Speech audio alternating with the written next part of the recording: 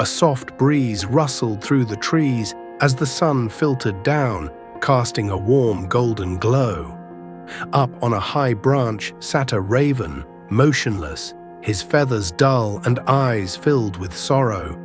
His small body trembled as quiet tears slipped from his eyes and disappeared into the wind.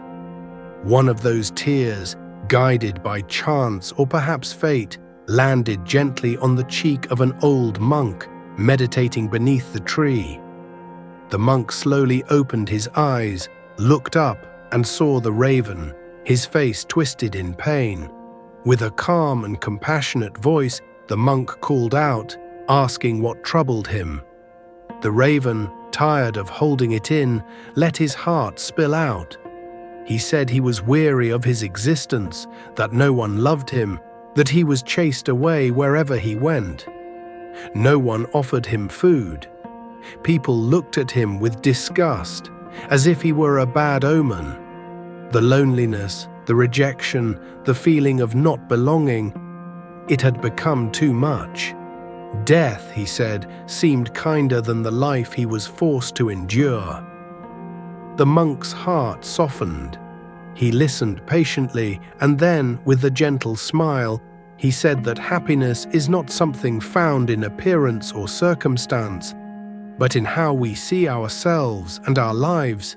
But the raven, clouded by his pain, couldn't grasp this wisdom.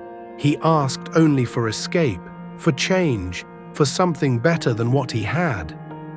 So the monk, seeing the raven's distress, offered a unique gift.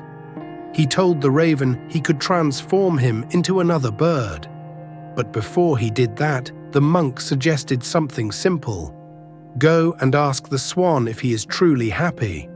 If he is, then the monk would fulfill the raven's wish. Eager and hopeful, the raven flew off in search of the swan. He found him gliding gracefully over the surface of a still pond, his white feathers gleaming under the sunlight like polished ivory.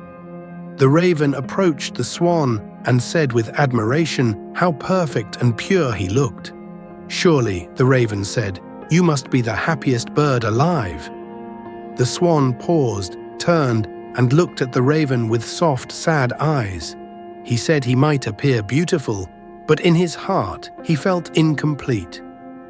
The world was full of vivid colors, reds, blues, greens, yet he had none, just plain white.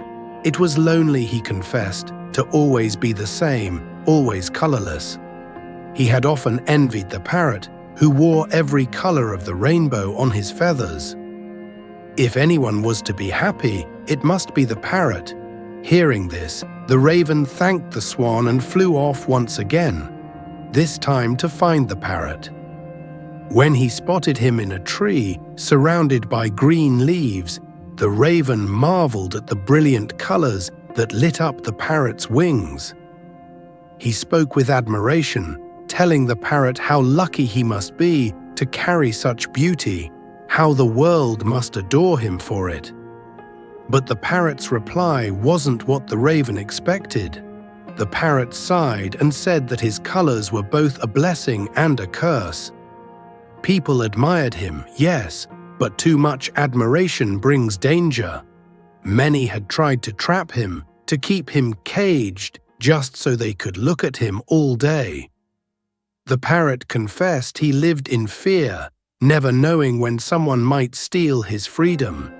He said he often dreamed of being the peacock, larger, even more vibrant, and always the center of attention. Once more the raven flew.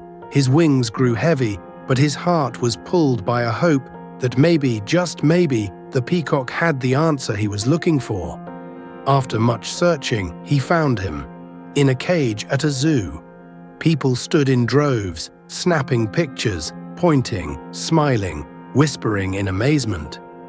The raven waited until the crowd left, then approached the peacock and told him how lucky he must be, how adored, how beautiful beyond compare. The peacock turned his head, his feathers catching the fading light, and his eyes filled with quiet sadness. He told the raven that once, He too believed he was the happiest bird. But his beauty had become his prison. People loved to watch him, but that love came with chains. He was plucked for his feathers, caged for his colors, admired but not free. And in that cage, he said, he had often looked out at the birds that could still fly, still roam, still soar wherever they pleased. In those moments, he confessed, he had found himself watching the raven, dark, common, and free, and wishing he could be like him. The raven stood frozen, his thoughts swirled. Every bird he thought was happy had longed for something else. They had looked at him, the one he thought cursed, and seen freedom, the very thing he'd taken for granted.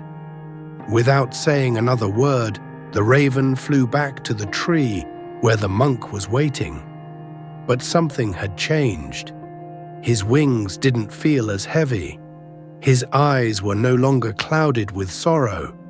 When he landed, he looked the monk in the eye and said quietly, almost humbly, that he no longer wished to be anyone else. He had realized that what he had, the air beneath his wings, the sky above his head, the freedom to go wherever his heart desired, was something rare and beautiful. The monk smiled, not surprised, and nodded with deep wisdom in his eyes. And for the first time, the raven smiled too. In the quiet reflection of that moment, the truth revealed itself. The sadness that often weighs us down doesn't come from what we lack, but from constantly comparing ourselves to others. We look around and assume everyone else has it better. We curse our paths, never realizing that someone else may be looking at our life, wishing they had even a small piece of what we take for granted. The problem isn't in our life, it's in our vision, our lens. Our tendency to overlook the blessings in our hands while chasing shadows elsewhere. We measure happiness by someone else's yardstick and wonder why it never fits. But the real joy, the deep and lasting kind, lies in being content. Not passive, not stagnant, but grateful, in knowing that no matter where we stand, there's something precious we already have. And that someone, somewhere, is looking at our life with wonder, wishing they could have just a glimpse of our freedom, our peace, our unnoticed blessings. To be truly happy, we must stop chasing illusions and start embracing reality. Not the kind seen through the filtered lens of envy, but the raw, unfiltered truth of our lives. Where we are, what we have, and who we are. Because the one who sees the value in their own feathers will never wish for another bird's wings. And so, the raven soared into the open sky, no longer burdened by what he lacked, but lifted by the joy of what he had. In that quiet freedom, he found a happiness no other bird could give him. Because it was his, and his alone,